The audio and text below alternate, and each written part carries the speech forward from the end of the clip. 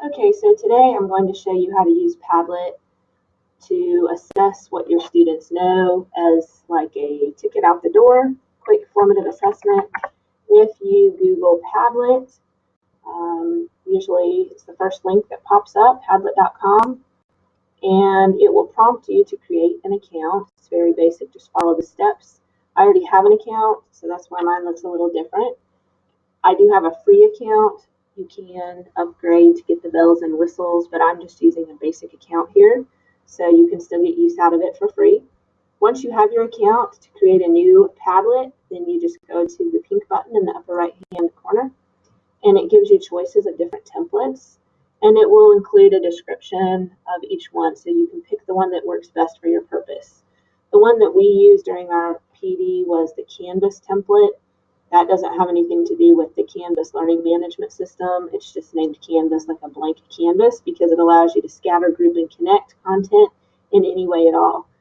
Also know that if you scroll down, there are even more templates that look really, really neat. There's a KWL right here. That could be interesting. And notice that in these examples, it's not just text that people can embed or upload into the Padlet. You can also use images, so you could do some really neat things with that as well. So I'm just going to pick one. I'm going to stick with Canvas. That's the one that we use. It automatically gives you a background that they call wallpaper rather than background, but you can change all of that. It also automatically gives it a name and like a subtitle. It's, I think over here they call it a title and a description. So to edit that, you just right away can change it right here. So I'll just call it practice, and I'll leave my description alone, but I could change it. And for my wallpaper, I want to see more options. There's all sorts of neat backgrounds. So depending on your mood or maybe your topic, I don't know, if you were doing something mathy, you could go with that. Okay. So once you've done that, then you just follow the next step. And it prompts you to think about how you want to share this. How do you want to get this out to students?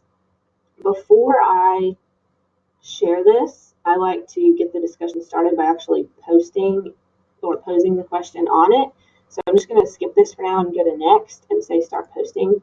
To post, you click on the button, the pink button with the plus icon.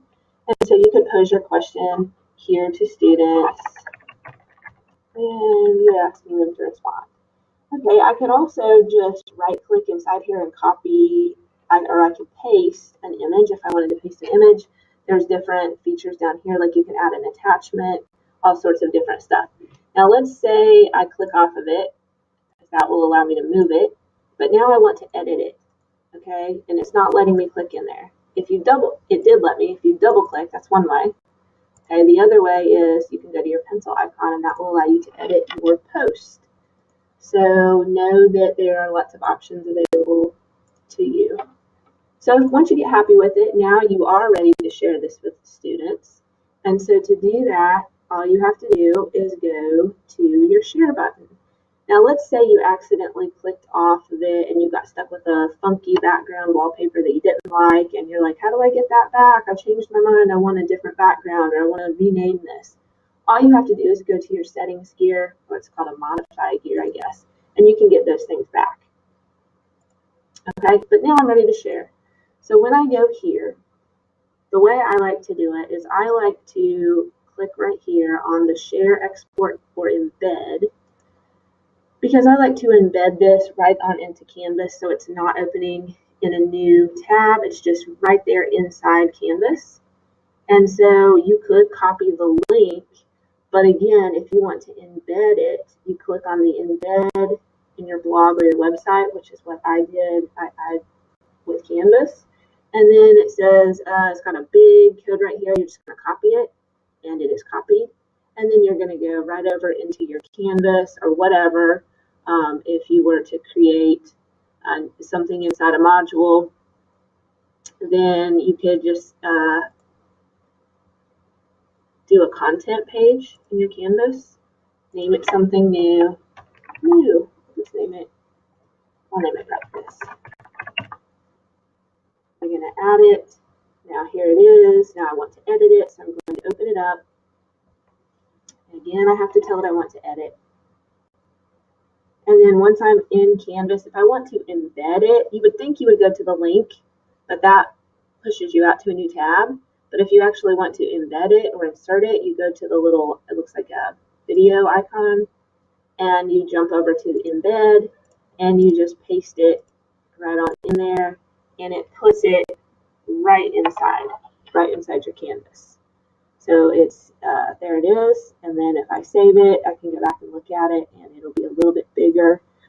Also, and students can, write in here. They can add to it. If this is too small for the students, they can always do the little pop-out window right here, and it will go ahead and open in a new tab anyway.